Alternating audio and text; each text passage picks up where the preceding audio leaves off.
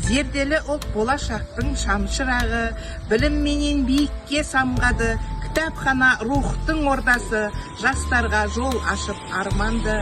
Зерделі ұлт елдің үміті, жүректерге нұр құйып шабытты. Кітаптан бастау алған ой толғау, ұрпаққа қалдырар асыл мұратты. Агрогородок ауылындағы нөмірі 5-ші кітапхана филиалынан басталған, жастарға білім шамшырақ, челленджді жалғап алған Ақбастау ауылындағы нөмірі 6-ші кітапхана филиалы да рухы асқақ. Кітапхана елдің жүрегі, жас ұрпаққа жол ашар, зерделі ұлтқа үн қосып, білім мен болашақ жасар. Мен Ұшқания шығармасымын. Менің беттерінде қазақ халқының салт дәстүрі, әке-шеше тәрбиесі, ауыл өмірінің тынысы бейнеленген. Мен халықтың рухани қазынасының жетекшісімін.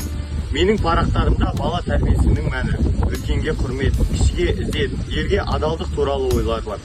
Мен ұлттық болмыстың айнасы, ұрпаққа қалдырылған асыл мұра. Мені оқыған әрбір жан өз тамырын таниды, өз ұясын қадірлейді. Мен Ақбоз үй шығармасымын. Менің беттерінде қазақ халқының 20 ғасыр басындағы тағдыр ашаршылық пен қуғын сүргіннің қасіреті бейнеленген. Мен халықтың көз жасы мен үмітін жеткізушімін. Менің парақтарымда ауылдың тұрмысы, қарапайым адамдардың арман мұраты, әділетсіздікке қарсы күрес суреттеледі. Мен тарихтың куәсімін. Ұлттың жүрегіндегі жараның айғағымын. Менің оқиғаны әрбір жан өткенінің ауыр сабағын сезінеді, болашаққа ой тиеді.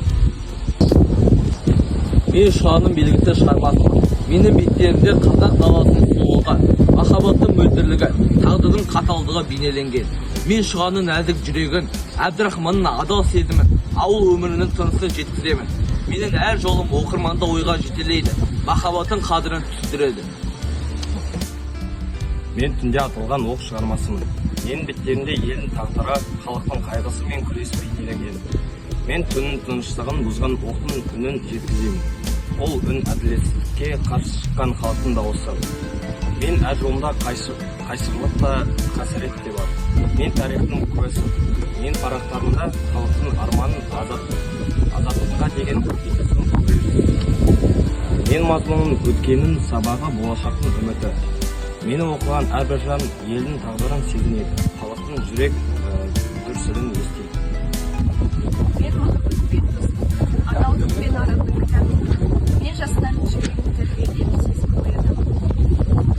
Ақбастау ауылындағы нөмірі 6-ші кітапхана филиалы зерделі ұлт челленджін юбилейный ауылындағы нөмірі 7-ші кітапхана филиалына жолдайды.